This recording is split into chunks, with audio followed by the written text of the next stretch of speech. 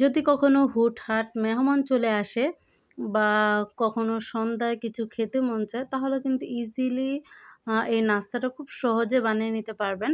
আর যদি বেশি পরিমাণে চিকেন না থাকে, অল্প পরিমাণে চিকেন থাকে, তাহলে কিন্তু এই অল্প পরিমাণ চিকেন দিয়ে কিন্তু ইজিলি নাস্তাটা খুব সহজে তৈরি করে বেশি করে রাখতে পারবেন। যখন খুশি তখন খেতে পারবেন বা হুটহাট মেহমানের জন্য বা সন্ধ্যার নাস্তার জন্য কিন্তু এই নাস্তাটা খুবই পারফেক্ট আর খুবই মজা লাগে। যে একবার খাবে সে কিন্তু খুবই পছন্দ করবে।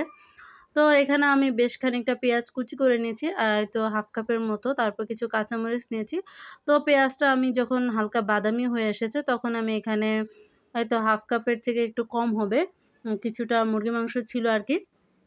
তো ওগুলো ছোট, ছোট টুকরো করে নিয়েছি আরকি। তো নেওয়ার পরে এখন মাংসটা দিয়ে দিলাম পেঁয়াজের মধ্যে। তো পেঁয়াজের মধ্যে দেওয়ার পরে এই তো ৫-৬ মিনিট এটাকে সুন্দর করে ভেজে নেব। তো ভেজে নেওয়ার পরে তারপর দিয়ে দিচ্ছি ১ চা চামচ আদা রসুন বাটা। তো দেওয়ার পরে খুব ভালো করে মসলাটাকে সুন্দর করে ভেজে নেব, যাতে মসলার গন্ধটা না থাকে।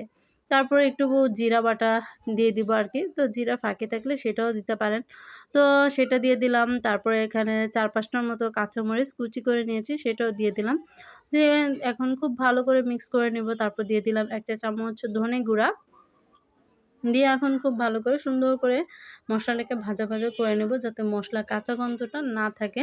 আরও দিয়ে দিচ্ছি ১ চা চামচ মরিচের গুঁড়া। তো দিয়ে এখন খুব ভালো করে সবগুলো একসাথে মিক্স করে নিচ্ছি। যাতে কাঁচা গন্ধ না থাকে আর সুন্দর করে ভাজা, ভাজা একটা ঘ্রাণ আসে। তো এই পুরটা বানিয়ে আপনি কিন্তু সহজেই কিন্তু নাস্তাটা তৈরি করে ফেলতে পারবেন। এটাতে বেশি পরিমাণে মাংসেরও প্রয়োজন নেই। শুধু একটু বেশি পেঁয়াজ আর অল্প পরিমাণ মাংস দিয়ে ইজিলি আপনি নাস্তাটা কিন্তু সহজেই তৈরি করতে পারবেন। আর নাস্তাটা কিন্তু খেতেও খুবই মজা লাগে। একবার হলেও বাসায় ট্রাই করতে পারেন। তো স লবণ দিলাম, তারপর কিছুটা গরম মসলা দিয়ে এখন খুব ভালো করে সুন্দর করে মিক্স করে নিচ্ছি। তো মসলাটা সুন্দর করে কষায়া নিচ্ছি আরকি। কিছুক্ষণ একটু ভাজা, ভাজা করার পরে একটা গাজর কুচি করে আমি চিকন করে দিয়ে দিলাম। তো এখন সুন্দর করে এটাকে একটু ভেজে নিচ্ছি। কিছুক্ষণ ভেজে নেব ২-৩ মিনিটের মতো। তো ২-৩ মিনিট ভেজে নিচ্ছি আরকি যাতে সুন্দরভাবে হয়ে যায়। তারপর কিছুটা পানি দিয়ে দিচ্ছি যাতে সবকিছু সুন্দর মতো আ সিদ্ধ হয়ে যায়। এখানে একটা তেজপাতাও দিয়ে দিলাম। তো পানিটা এই তো আমার বলক চলে এসেছে। এখন পানিটা যখন একটু কমে আসবে, তো এই পর্যায়ে আমি কিছুটা সয়া সস দিয়ে দিব আরকি। তো কিছুটা সয়া সস দিয়ে আবারও খুব সুন্দর করে নেড়েচেড়ে এটাকে একদম শুকিয়ে ফেলবো। চাইলে এখানে টমেটো কেচাপ বা টমেটো সস দিতে পারেন। টমেটো সসটা দিলে কিন্তু আরো বেশি মজা লাগে। তো আমার কাছে যেহেতু ছিল না তাই আমি আর দেইনি। তো আমি একদম পুরটাকে কিন্তু সুন্দর করে ভাজা, ভাজা করে পানিটা একদম শুকিয়ে ফেলেছি। তো আর এখানে এই তো আটাটা মানে যেটা রেডি করে রেখেছিলাম, এটা আমি কিছুটা এই তো হালকা কুসুম গরম পানি দিয়ে একটু তেল, লবণ আর সামান্য পরিমাণে চিনি দিয়ে এই তো খামিরটা তৈরি করেছিলাম। তো এখন সুন্দর করে রুটি বেলে তারপর আপনাদের ডিজাইন মতো, পছন্দ মতো যেকোনো শেপ দিয়ে এটাকে কেটে নিতে পারেন আরকি। তো আমিও আমার মতো করে শেপ দিয়ে যেভাবে কেটে নিচ্ছি আরকি। তো আপনার যেটা দিয়ে সুবিধা কেটে নিতে পারেন বা যেরকম মন চায় সেরকম সুন্দর, সুন্দর ডিজাইন করে নিতে পারেন। তাহলে কিন্তু এই পিঠাটা রেডি হয়ে যাবে। আর এটা ঝাল, ঝাল পিঠাটা খেতে কিন্তু সবাই মোটামুটি পছন্দ করে আর খেতেও খুবই ভালোই লাগে। তো এই তো একটা রুটির মধ্যে পুর দিয়ে সুন্দর করে চারদিক দিয়ে ছুরি দিয়ে কেটে নিলাম। তো এখন চারপাশটা বটে নিচ্ছি আরকি। তো চাইলে কাঁটা চামচ দিয়ে ওটাকে চারদিক থেকে চাপ দিয়ে নিতে পারেন। তো সুন্দর করে এটাকে একটু বোটে ডিজাইন করে দিয়েছিলাম যাতে দেখতে একটু সুন্দর লাগে। যেকোনো জিনিস কিন্তু দেখার সৌন্দর্যের উপরে কিন্তু খেতে ভালো লাগে। তো চারিদিক থেকে সুন্দর করে বটে নিচ্ছিলাম। আর ভিডিওটি কিন্তু কে কোথা থেকে দেখছেন অবশ্যই কিন্তু কমেন্টে জানাবেন। আর আমাদের আজকের এই পিঠার রেসিপিটা আপনাদের কেমন লাগলো সেটাও কিন্তু জানাতে ভুলবেন না। আর ভিডিওটি ভালো লাগলে প্লিজ একটা শেয়ার দিয়ে দিবেন। তো আমি একটা পিঠা তো রেডি করলাম। আরেকটা পিঠা আপনাদেরকে কেটে একটু দেখাচ্ছি আরকি। তো আবারও পুর দিয়ে সুন্দর করে এটাকে কেটে নিয়েছি। আর এখন কাঁটা চামচের সাহায্যে এটাকে ডিজাইন করে নিচ্ছিলাম। তাহলে সুন্দর করে লেগে যাবে। কাঁটা চামচে একটু হালকা তেল বা একটু ময়দা করে নিলে কিন্তু এটা আটার সাথে লেগে যাবে না।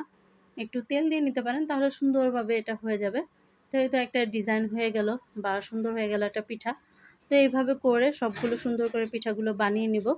যেহেতু আমার সবগুলো পিঠা কিন্তু বানিয়ে নেওয়া হয়ে গিয়েছে। এই পর্যায়ে কিন্তু চাইলে আপনারা ডিপ ফ্রিজে শক্ত করে তারপর এয়ারটাইট বক্সে ভরে সুন্দর করে সংরক্ষণ করতে পারেন।